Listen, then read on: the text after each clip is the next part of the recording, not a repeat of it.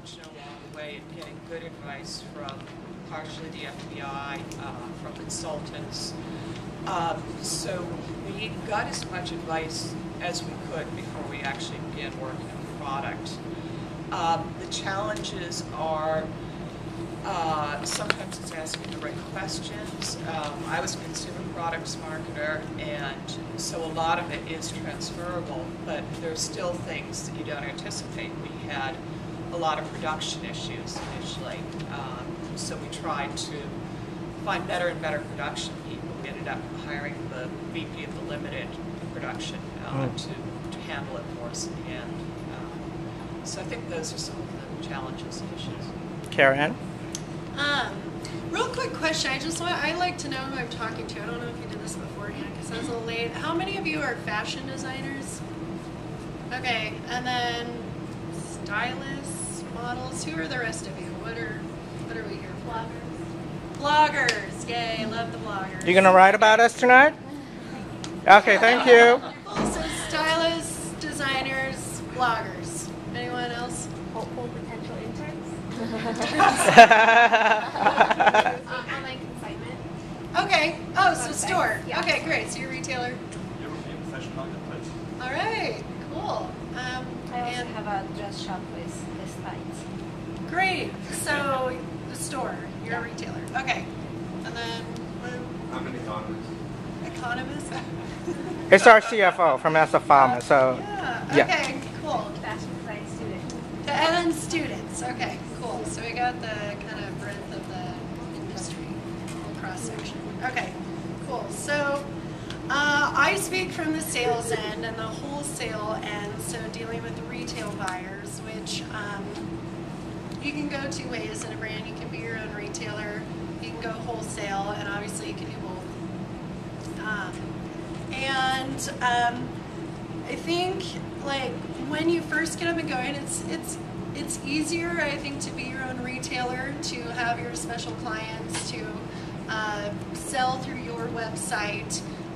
When you start to branch out and do your wholesale accounts and to start to get into stores, you really need to have very professional material.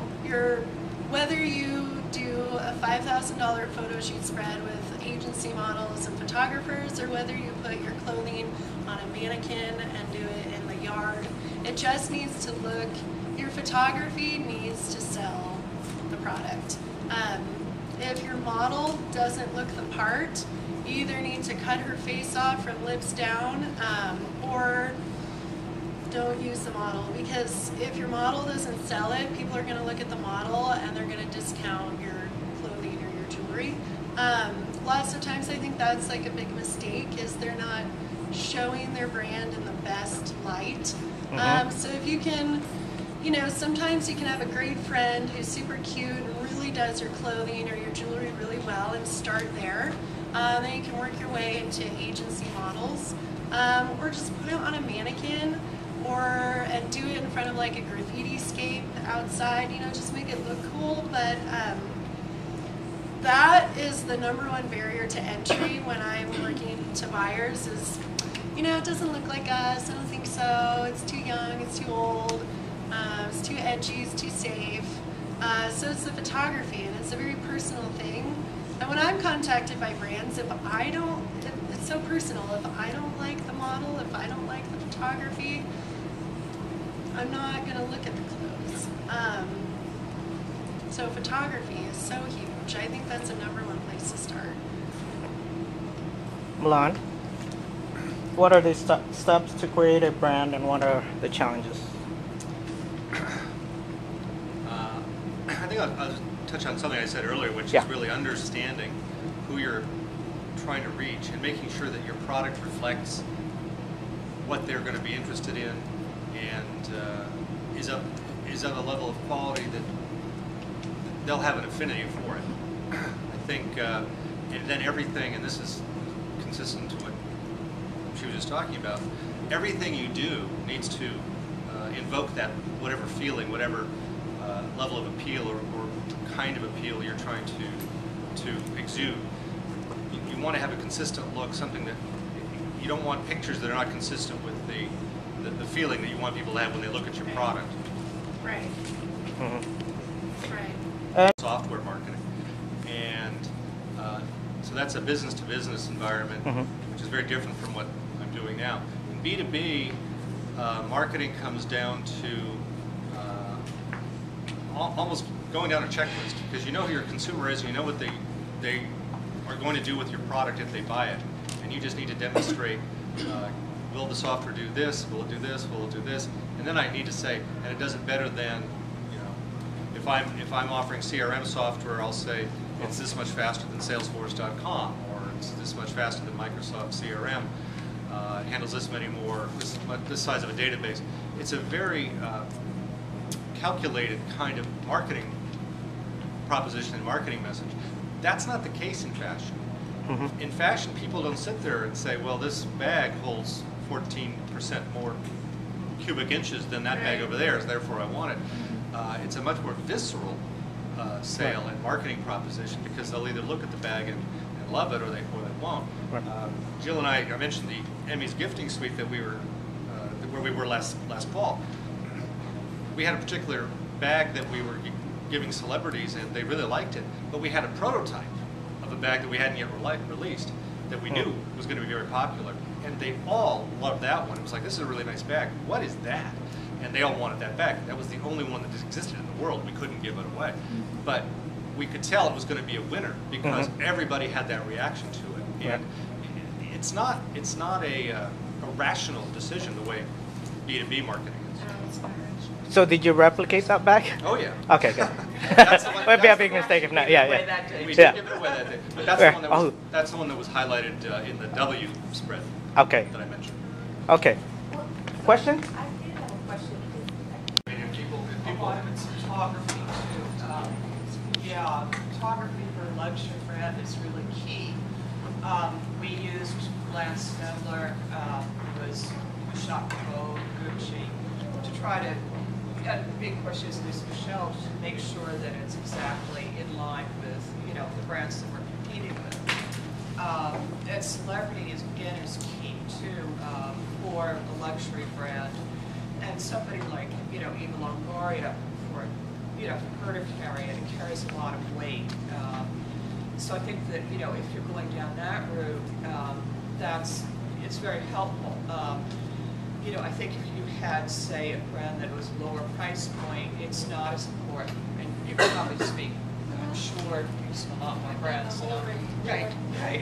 So I don't think you need to spend quite as much money as a luxury brand. Expensive or inexpensive as you need it to be. I think, you know, the styling, the lighting. Is your model hipster? Is she luxury? You know, I think fashion, differing from other industries, is like you said, it's incredibly personal. I work with so many buyers who just don't like it. I mean, but the 40 other stores love it, and so it's just not their customer.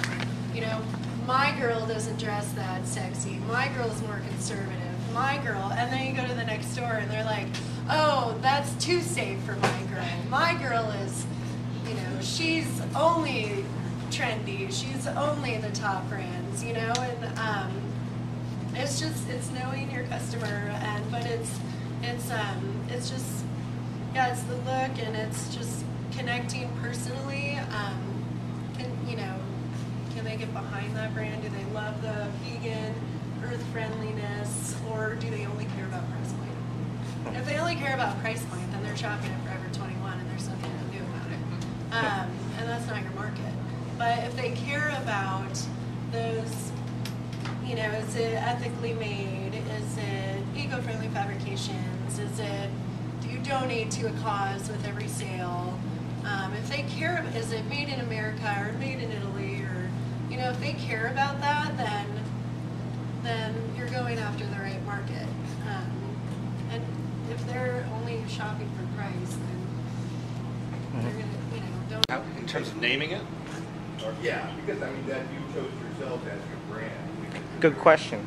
Right, that's a commitment decision there. I was just wondering what are the thoughts about that? I think most luxury brands do tend to be named after the owner, founder. You know, so it was just simply that. And it's made in Italy, so Yeah, it works. Yeah. Yeah. They remember the Italian. Yeah, we get a little connotation advantage that way. Right. Most of the brands I work with are named after themselves.